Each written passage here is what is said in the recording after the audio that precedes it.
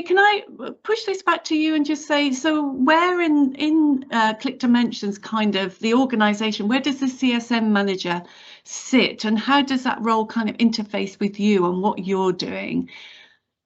Good question. Okay, so I mean, the client success manager. So once a customer has agreed and has, agreed to utilize the ClickDimensions tool, the client success manager will then typically do their introduction and talk through the onboarding process. If that, depending on whether a partner or whether we are doing the onboarding for that customer, and then ultimately manages that relationship going forward. And I think, from Sean's perspective and where we've really seen that value is that consistent engagement. I think that's so key, not just 3 months or a month before their renewal and all of a sudden jumping on and saying, oh, your renewal's coming on, guys, how are you getting on? But also, I suppose working with the likes of yourself and with Sean as well, and collaborating both vendor and partner to truly understand how customers are utilizing their tool, and then use that engagement and that data to then understand how do we engage with that customer. Wendy, from your perspective at Cloud2020, you guys might be working on a CRM project at the time, an upgrade going into the cloud. And Sean and I ultimately then work with you guys in understanding, so where are they in that life cycle? How does that impact the way they're utilizing ClickDimensions? But I'm going to speak on behalf of Sean. He's fantastic in terms of actually truly understanding what that customer's goals and objectives are and why they invested in ClickDimensions in the first place, and then relaying that information back into the technology afterwards. Yeah. Sean, do you have anything to add into there, or shall we move on to our next question? No, I think just a very final point. I think Jamie touched on it there. It's really, stripping it all back and actually understanding the customer's goals and objectives.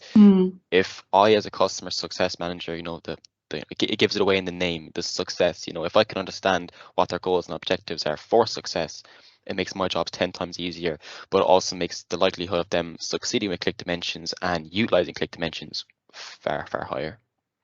Absolutely, and I think we're seeing that more and more actually on what was known as the CRM side as well, that it's not just enough to put a solution in.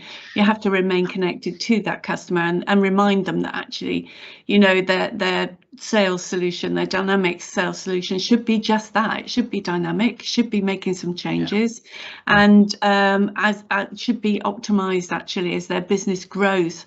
That's the whole point of having it, in order to create business growth, and similarly with the marketing applications such as yourselves.